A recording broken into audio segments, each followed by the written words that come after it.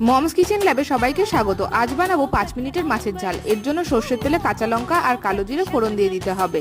এরপর দিয়ে দিতে হবে টক দই। তারপর তাতে রসুন বাটা দিয়ে ভালো করে কষে নিতে হবে। কষানো হয়ে গেলে হলুদ গুঁড়ো আর পেঁয়াজ বাটা দিয়ে ভালো করে কষতে হবে। মশলা কষে গেলে লঙ্কা বাটা দিয়ে ভালো করে কষে নিতে হবে। টক দই না থাকলে টমেটোও দিতে পারেন, এতেও স্বাদ খুব ভালো হয়। মশলা কষানো হয়ে গেলে দিয়ে দিতে হবে পরিমাণ মতন গরম জল। ঝোল ফোটা অবধি অপেক্ষা করতে হবে। তারপর ভাজা মাছ দিয়ে দিতে হবে।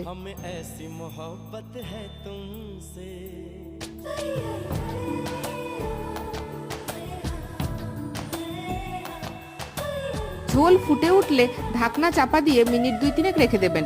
ঢাকনা তুলে স্বাদ মতন লবণ দিয়ে দিতে হবে। ভালো করে মিশিয়ে মিনিট খানেক ফুটিয়ে নিলেই তৈরি হয়ে গেল মাছের ঝাল।